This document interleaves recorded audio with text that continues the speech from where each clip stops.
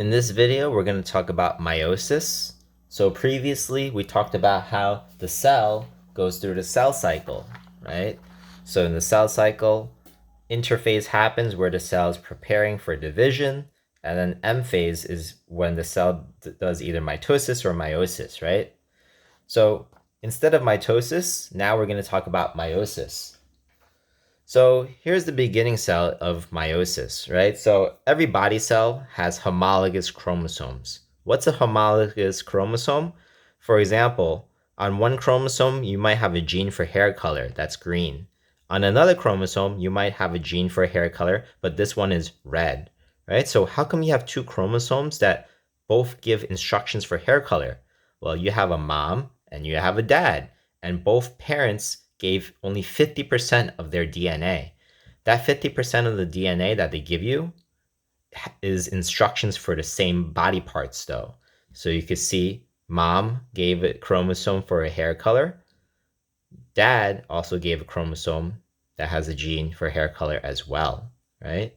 And whether you use the green one or the red one, that's discussed in Mendelian genetics, right? Dominant or recessive, right? But we're not going to talk about dominant and recessive right now. So that's a homologous chromosome. Here's another homologous chromosome, right? So here's two chromosomes, right? But you can see they both have a gene for the leg size, right? One has a leg size for long, and one has a gene for leg size that's short, right? Is it possible for both chromosomes to have the same gene? Yes, right? So that's why sometimes you don't have a choice. Like both your parents have a certain hair color, and you're guaranteed to have that certain hair color as well, right? Unless there's a mutation, of course, right? So these are called homologous chromosomes. This is one pair. This is another homologous pair because they have the same genes. Not identical, but similar, right? Because it's for the same body part. Questions about homologous chromosome? Okay, so that's homologous chromosome. Now, before meiosis, as we discussed before, we need to double the chromosomes. We need to double the instructions. Otherwise, when we separate it, there won't be enough instructions. And so S phase is when the chromosomes duplicate. Now, what's special about meiosis, though, is that something called homologous recombination can happen. And in homologous recombination, hopefully you can see in this picture, some genes from the red chromosome went over to the green chromosome. Some genes from the green chromosome went over to the red chromosome, right? And how does this happen? If we zoom in to the homologous pair, something called synapsis happens where the chromosomes, they overlap, they touch each other. And so some of the genes can switch from one chromosome to the other. Remember, it's called homologous recombination. So would the green one mix with the white one? No, because green and red are the homologous chromosomes. They switch the genes, and when they switch the genes, you would still have the same instructions for the body part. It's just that the characteristic might be different. So maybe now this green chromosome has the red hair color gene on it, right? So that's homologous recombination. So is it possible for the genes to be same? Yes, like we just said, right? Mom and dad might have the same genes. Why are there two genes for the same trait? So once again, one gene came from dad, one gene came from mom, right? Okay, so all of this is before meiosis happens. So just to review, the chromosomes duplicated, right? And then the homologous chromosomes, they switch some of their genes and they overlap. And that area of overlap is called synapsis. And that's how you can get genes to switch up.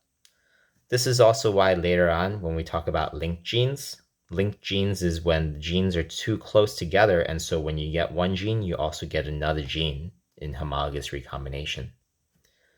Okay, so all of this happens before meiosis. What exactly is meiosis then?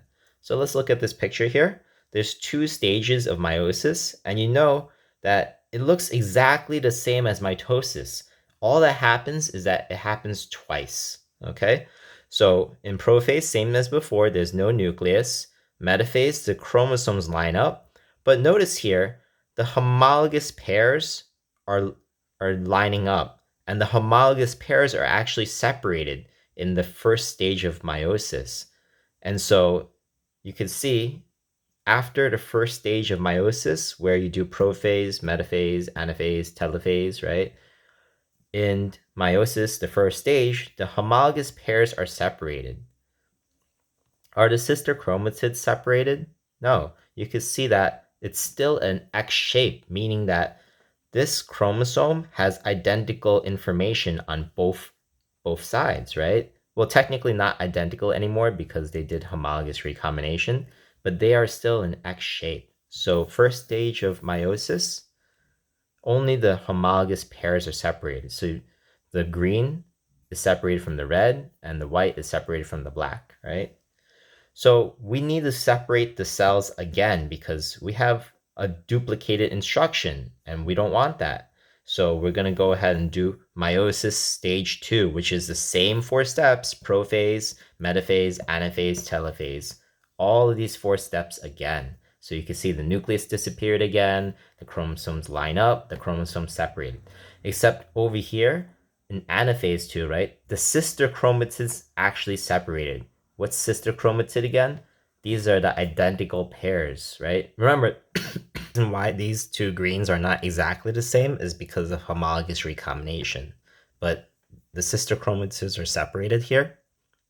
And then independent assortment is technically happening because it's random which 50% of chromosomes go to one cell and which 50% of chromosomes go to the other cell. And so finally, cytokinesis happens and the cells are fully separated. So why did I say 50% of chromosomes? Well, look at the original cell. How many chromosomes were there at the beginning? 1, 2, 3, 4, right? How many chromosomes are there now? There's only 2 in each cell. So meiosis, you only get half the amount of DNA into the sex cell, into the gamete, right? And why does that happen? Because in meiosis 1, we separate the homologous pairs, but these are still in duplicated forms, right? Meiosis 2, we separate the sister chromatids, so we separate out the duplicated forms. And so you can see each cell only has half the amount of DNA. And look at the chromosomes. Do the chromosomes look exactly the same as before? No, right? Because some homologous recombination happened, and so some chromosomes have the genes of the other chromosome mixed in. Okay? And so that's it. That's meiosis.